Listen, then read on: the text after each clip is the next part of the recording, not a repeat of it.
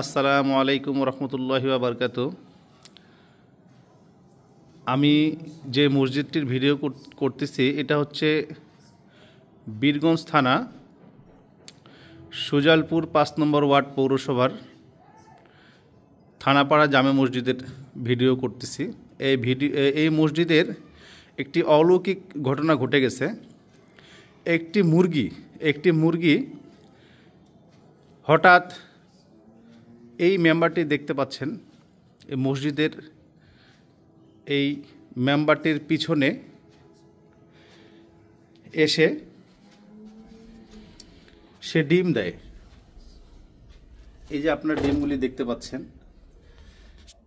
এখানে ১০-১২টি ডিম দিছে। তো অলরেডি কিছু ডিম এখান থেকে সংগ্রহ করে নেওয়া হয়েছে এবং ৫টি ডিম দেখছেন, এই ডিমটি অবশিষ্ট আছে। তো এই বরকতময় ডিমের সম্পর্কে আমাদের মহল্লার হাজী সাহেব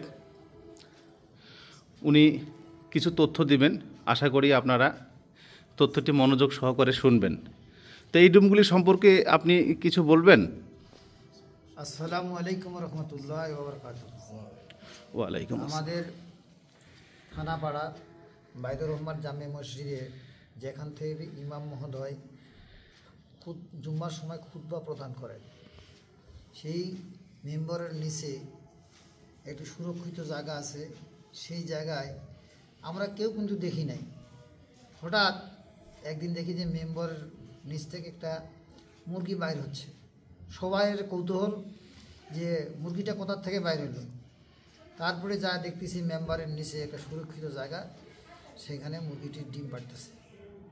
অলরেডি সেখানে 12টা ডিম পাড়ছে, এর মধ্যে 7টা ডিম সেখান থেকে যে মুরগির মালিক সে নিয়ে গেছে। এখন পর্যন্ত বাকি অবশিষ্ট 5টা ডিম এখানেই আছে।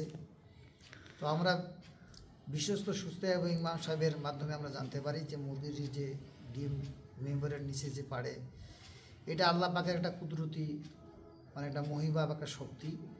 এই ডিমগুলি যে নিয়তে, খাস নিয়তে, শহীদ নিয়তে যদি সে খায়, বিশেষ করে যাদের বন্ধাত্ম, যাদের বাচ্চা হয় না, তারা যদি বাচ্চা হওয়ার নিয়তে যদি এই ডিমটা তারা খায়, তাহলে অবশ্যই আল্লাহ পাক তাদেরকে একটা নেক সন্তান দান করবে।